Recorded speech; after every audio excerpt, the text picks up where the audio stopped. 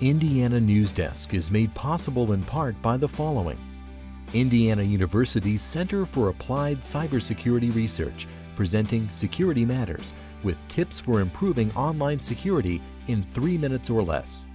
Main Source Bank, headquartered in Greensburg, Indiana, offering products and services to fit every stage of life. More information at mainsourcebank.com. Main Source, life needs a great bank. Member FDIC and equal housing lender. Smithville Communications, serving Southern Indiana with high-speed fiber gigabit internet. Smithville Fiber Gigabit Technology. Tap the power. And by WTIU members. Thank you. Coming up on Indiana Newsdesk, the Religious Freedom Restoration Act is dividing Hoosiers. It just seems like it's another tactic of conservative Indiana to discriminate against people. We need to be protected from the government interfering in our religious exercise. Does the measure protect religious freedom or allow businesses to discriminate? Ahead, we cut through the debate and explain how the measure could impact Hoosiers. Imagine moving to a place you've never heard of. That's the situation many Syrian immigrants find themselves in as they relocate to other countries to escape war and the threat of ISIS. Allahu Akbar. Ahead, one family's journey to resettle in Indiana. أنا كمان كثير بحب سوريا بس إذا بدي أرجع لهونيك ما في مدارس ما في مستقبل أولادي رح يقعدوا بالبيت. And a local animal shelter improved its euthanasia rate by about 30%. How they did it? Coming up. Plus the latest news headlines from across the state right now on Indiana Newsdesk.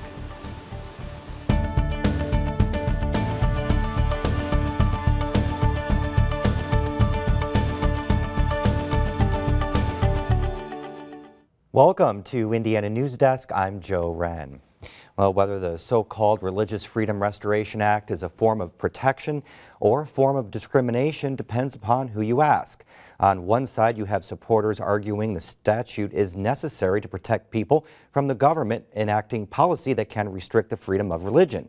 On the other side, opponents say the measure will duplicate existing federal law and allow for blatant discrimination.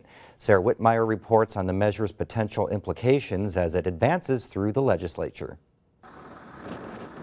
It's a simple statement. This business serves everyone. But there's more to the sticker on the door of this downtown Indianapolis ice cream shop. Josh Driver came up with the idea for the Open for Service project.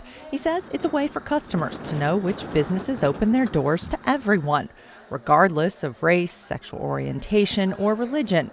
Driver says it wasn't his goal to make a political statement. It was more to just focus on or answer the need of where can I take my business where I know that I'm not going to be turned away or that does believe in the same things that I do. The Religious Freedom Restoration Act gives businesses the right to turn away customers if serving them would interfere with the business owner's strong religious beliefs. As a business owner, I'm not really sure why anybody would turn somebody away for the sake of income. But I do respect people's decision to do what they feel is right. We have seen what's going on in so many various states and cities throughout the country where we realize that religious freedom is at risk. Religious leaders and supporters of the measure rallied at the State House this week with a consistent message. Indiana legislators need to step up to make sure the First Amendment is protected and upheld. Indiana Right to Life President Mike Fichter calls the potential scenarios nearly infinite. Some of the ways that we believe Senate Bill 101 might be helpful include protecting a caterer's right based on faith principles to decline catering a fundraising event for an abortion business, or protecting a commercial property owner's right based on his faith principles to decline renting or selling property that would be used specifically for an abortion clinic. In 1993, President Clinton signed the Federal Religious Freedom Act, but 19 states have adopted their own RFRA language, and a handful of others have clauses in their state constitutions that afford the same type of protections. We have case law that puts a lot of vulnerabilities in our state statute, and it's very important that we send a message to the courts that this body, the People's House, the legislature, has spoken on this issue to give the courts direction on how to go about this. Glenn Tebby heads the Catholic Conference based in Indianapolis. He sees the measure as preventative, a way to keep public policy from infringing on religious freedom in Indiana. For example, Tebby's group runs a thrift store, a food pantry, and an adoption service. What if new state policies didn't allow them to put restrictions on how they handed out food, or required all adoption agencies to give equal consideration to same-sex couples or unmarried couples? This is a matter of conscience, and it is a matter of being able to have society not only tolerate, but accommodate and help religious belief and religious believers live in such a way that they can contribute to the well-being of the community and the common good. In his testimony this week to lawmakers, Indiana University Maurer School of Law professor Robert Katz called the bill unnecessary. While this bill goes to great lengths to assure Hoosiers that their religious exercise will enjoy more protection, it does very little, if anything, to assure Hoosiers that the same bill will not weaken their civil rights. Several of Indiana's largest employers and the Indianapolis Chamber lined up with Katz to voice their opposition. This legislation would impact our ability to attract and retain talented workforce, creating a ripple effect across our state. And businesses are also worried about the potential for lawsuits. Democrats who largely oppose the measure say undoubtedly the statute will mean big business for lawyers. Democrats proposed several amendments to the measure yesterday, all of which failed after only a handful of House Republicans broke ranks to support the changes. And now for headlines, we go over to Barbara Harrington, who has the latest on this week's top stories. Thanks, Joe. Well, the Department of Child Services needs to add more than 100 new workers to meet a growing demand. That's the recommendation of an independent consulting firm the state hired to look at ways to improve the agency. Governor Mike Pence says the legislature will need to appropriate $7.5 million each year in the next budget to hire additional caseworkers and supervisors. In 2009, the DCS hotline fielded 109,000 calls. Last year, that number nearly doubled. Construction of new nursing homes is being put on hold. Lawmakers passed a bill this week that puts a 3-year moratorium on nursing home construction with a few exceptions. They say existing nursing homes have low occupancy rates and state money set aside for health care would be wasted on new facilities. But opponents say the moratorium is interfering with the free market. The governor still has to sign off on the bill. Indiana is among nearly a dozen states opposing tougher ozone standards. Governor Mike Pence sent a letter this week to the EPA indicating that he was against a plan to lower the federal ozone clean air standard from 75 parts per billion to between 65 and 70 parts per billion. Ozone, a ground level pollution, can cause difficulty breathing and can trigger asthma attacks, especially on hot days when air quality is worsened. All but one of Indiana's counties meet current federal ozone clean air standards, but Pence says the proposed new standards would harm Indiana by limiting economic expansion. A South Central Indiana hospital is joining the fight against the state's high infant mortality rate. As Alexander McCall reports, the hospital has created a care package to prepare new moms. Indiana's infant mortality rate is one of the worst in the U.S. In 2012, nearly 7 out of every 1,000 babies died before the age of 1. But on the other side of the Atlantic, Finland has one of the lowest infant mortality rates in the world, thanks in part to a cardboard box. And several women at Greene County General Hospital in Linton hope to combat infant mortality there by adopting the Nordic tradition. This project is meant to encourage mothers to seek early prenatal care consistently throughout their pregnancy, follow their doctor's orders so that they have a healthy pregnancy and a healthy delivery and healthy baby. The box equips new parents with resources to care for their newborn, and it also creates a safe space for the baby to sleep. At the bottom of the box is a mattress. But we do have moms that we know go home with not all of the pieces that they need to take care of the infants. So that was part of the reason for developing the box. A grant from a local energy cooperative is funding the first 50 boxes. A popular spot along the Indiana Dunes National Lakeshore will remain closed this summer.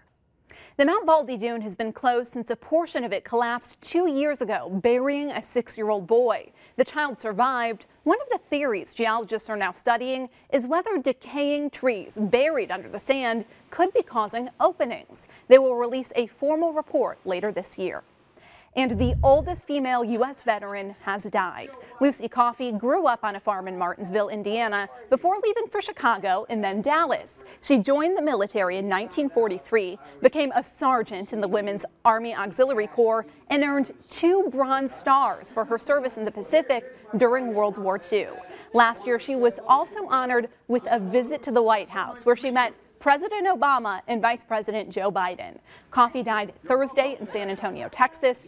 And Joe, believe it or not, she was 108 years old. That's amazing. An amazing life. What a story. Thanks. Coming up next on Indiana Newsdesk.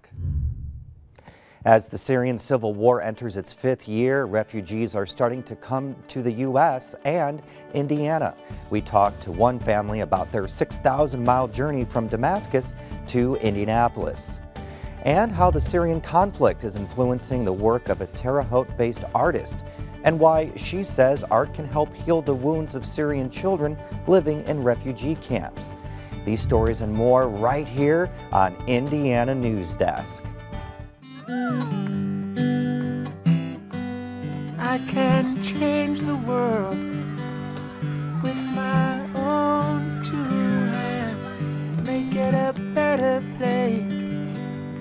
With my own 2 hands, I'm gonna make it a brighter place.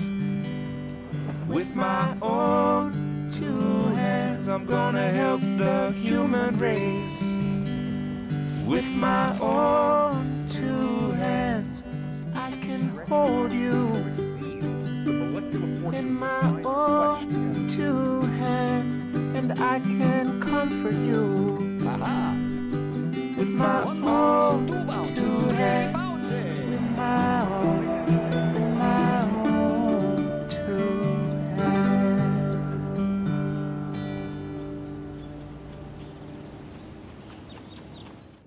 Welcome back to Indiana Newsdesk. The U.S. government estimates it will allow 2,000 Syrian refugees into the country this fiscal year and about the same number next year.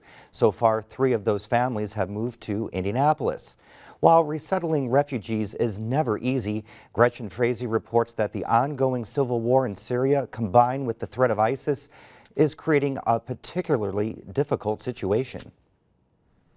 The smell of Arabic coffee poured into ornately designed teacups fills Fadi and Waid's apartment in Indianapolis.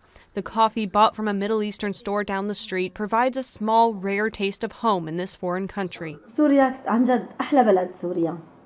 بلد كلها طبيعة خضراء، كلها بحار، أنهار، كتير حلوة. الناس كلها بتحب بعضها. بس ما بنعرف ليش هيك صار، ما بنعرف. But in 2011, civil war broke out. The sound of bombs exploding became more frequent until the couple decided their home in Damascus wasn't safe anymore. Fadi left to live in Jordan, where he often went on business. His wife and 4 kids were expected to follow once he found housing. يعني أول صعوبة واجهتنا لبين ما لقينا شوفير وسيارة. تاني قولي أمناها تاني شيء رحنا قالوا لنا نرجع.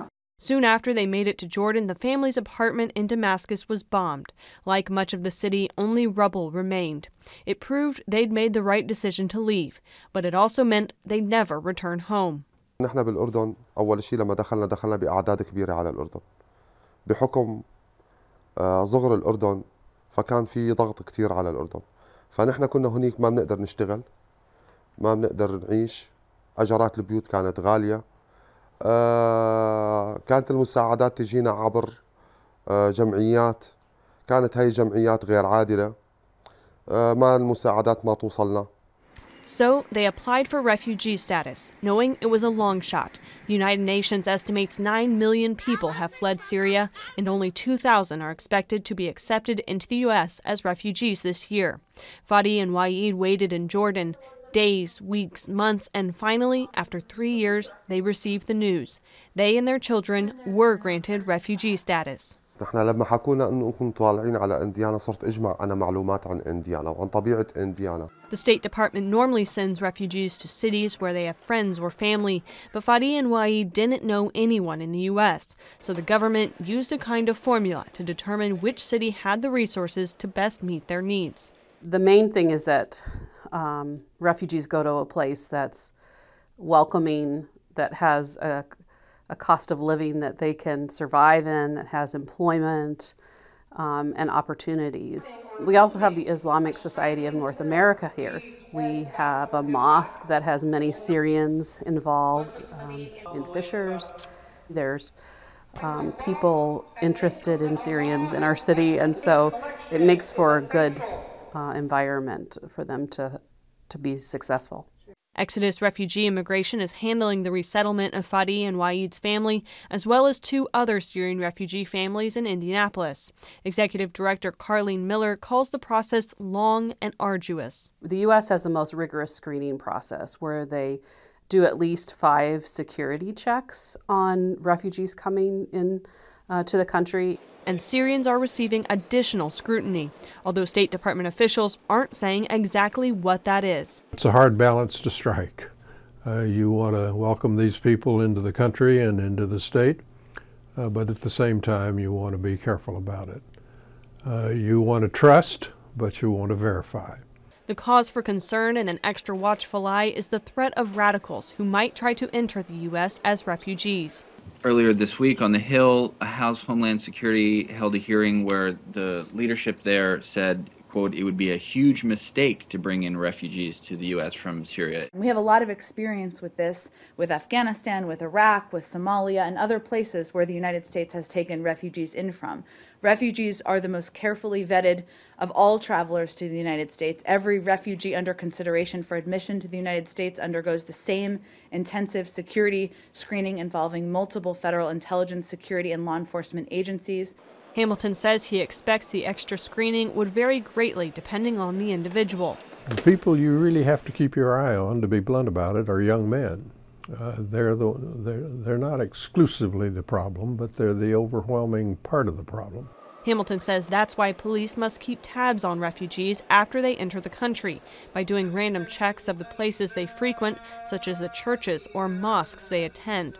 Refugee advocates are more worried about another issue, mental health. Most Syrian refugees are coming from a particularly traumatic situation and are reminded of it in the daily news reports about the war. Many have left family and friends in their home country who are in harm's way. Also, the trauma of resettling and starting your life over is very difficult for people, and there's a lot of grief involved. The U.S. cannot say how many more Syrians might come to Indiana specifically, but service providers say they're doing their best to prepare because refugee populations tend to build on each other. As we get a few families, then their relatives will come, and then their relatives will come. That's what happened with the Burmese population in Indiana. In 2002, there were only a handful of Burmese refugees in the state. Now, Indiana is home to more than 10,000, the largest Burmese population living outside of Burma. So Fadi and Waid might be the first of many Syrians that make their home in Indiana. A few months after arriving in the state, their kids are already making new friends at school and are working hard to learn English. I love Indiana. America, I love you. And the school, I love you. But they haven't forgotten their home country or the ones they left behind. تحية لرفقاتي يلي بالأردن ويلي هون واللي يلي كمان بسوريا وكل شيء كمان. أنا بشتاق سوريا جدا وتيتا وإخوات أمي للملاهي وللمزرعة تبعيتنا.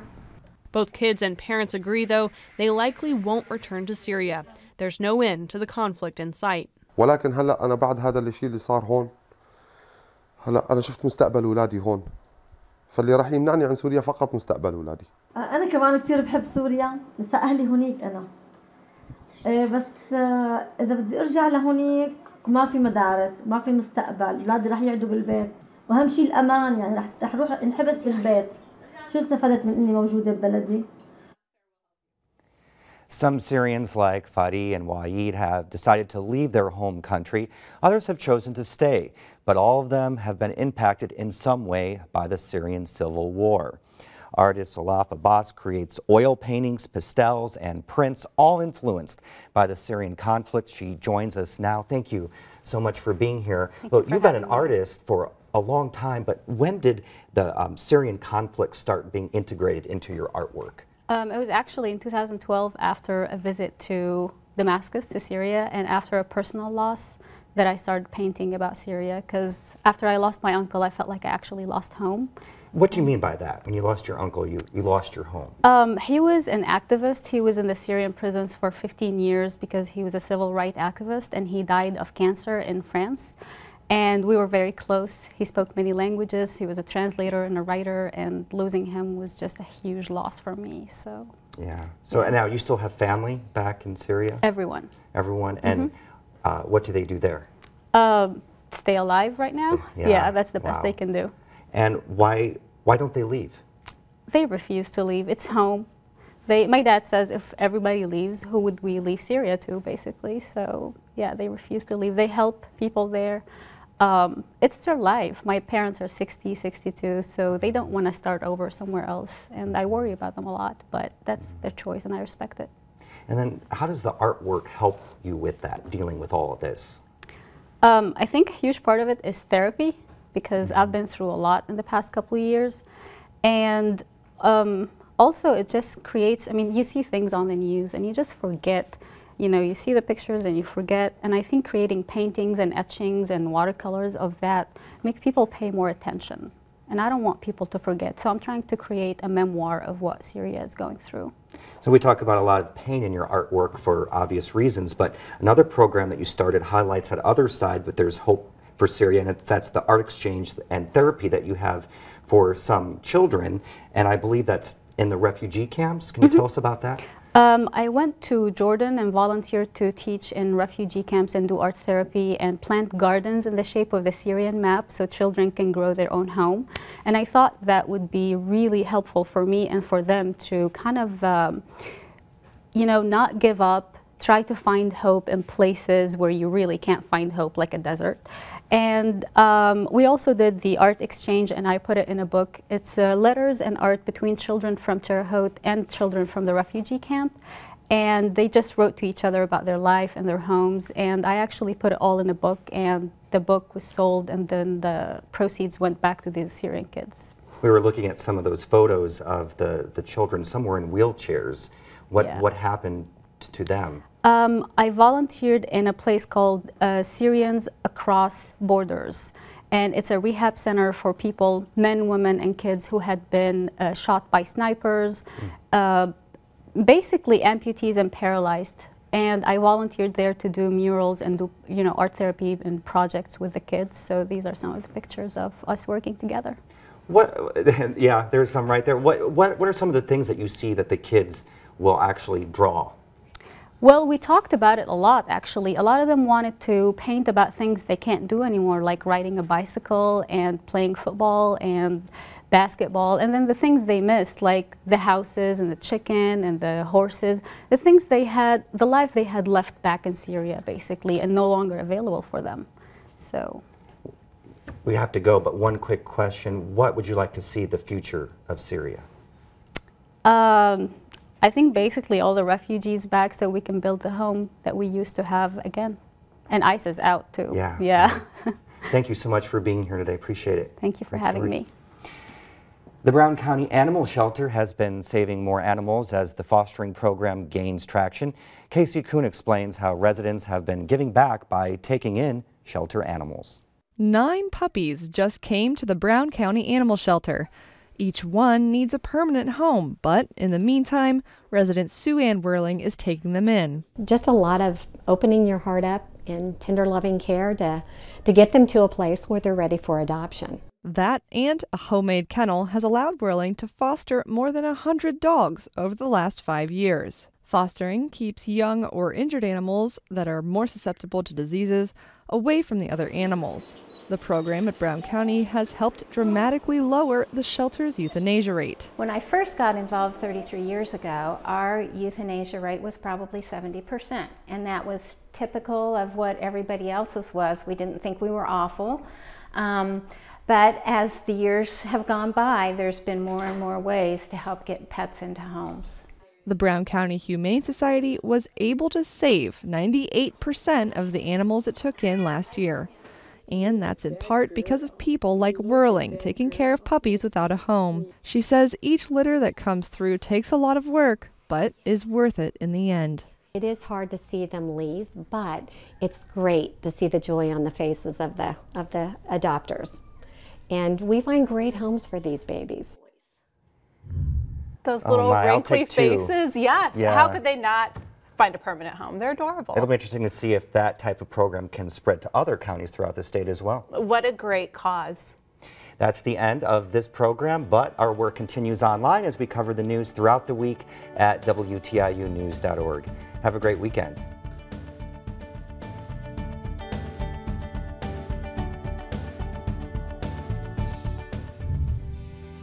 Indiana Newsdesk is made possible in part by the following.